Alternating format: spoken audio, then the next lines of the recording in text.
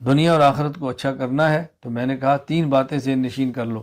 قلوب کو نور ایمان سے ہم منور کریں، اپنے جسموں کو مسنون اعمال سے مزین کریں، اور اپنی جیب کو حلال مال سے بھر دیں۔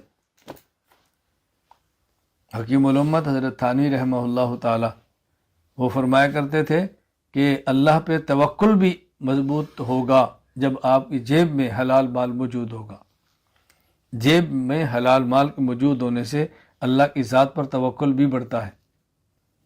آپ کو اشکال ہوگا جب جیب میں پیسے ہیں پھر توکل کس بات کا، خود مال پر بھروسہ ہے۔ یہ اشکال توکل کا معنی نہ سمجھنے کی وجہ سے ہے۔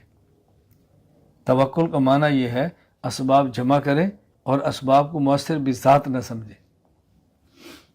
اسباب موجود ہوں لیکن اسباب کو مؤثر بذات نہ سمجھیں، بس یہ ہے توکل۔ بھروسہ اللہ پر کریں کہ ہم نے سارے اسباب اختیار کر لیے، اب ہوگا وہی جو اللہ چاہیں گے۔ انشاءاللہ کا معنی یہی ہے نا کہ بھئی میں نے سفر کا ارادہ بھی کر لیا، میں نے ویزا بھی لے لیا، میں نے ٹکٹ بھی کرا لیا، اپنے انتظام تو مکمل ہے، باقی اللہ نے چاہا تو انشاءاللہ فلاں دن آپ کے پاس پہنچ جائیں گے۔ یہی توکل ہے۔ حکیم الامت فرماتے اللہ پر توکل کو پختہ رکھنا ہے تو اپنی جیب کو حلال مال سے بھرو۔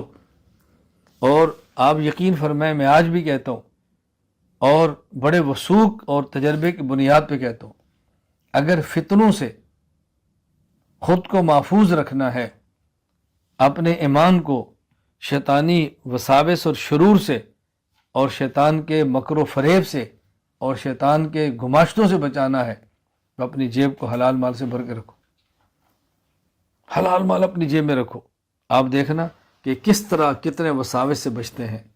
اور میں دیکھتا ہوں روزانہ کتنے حضرات ہیں، کتنی خواتین ہیں جو رابطہ کرتے ہیں، دعاؤں کو کہتے ہیں، مالی حالات کے سے پریشانیوں کے شکار ہیں۔ حلال مال کا بہت زیادہ اہتمام کریں، حلال مال کا بہت زیادہ اہتمام کریں، حلال مال کا بہت زیادہ اہتمام کریں۔ حلال مال میں بہت برکت ہوتی ہے، اور اگر برکت جمع کثرت ہو تو سبحان اللہ کتنی زبردست بات ہے۔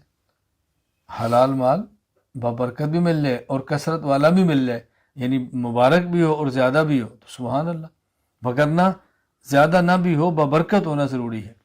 تو اللہ مجھے بھی اور آپ کو بھی حلال مال عطا فرمائے۔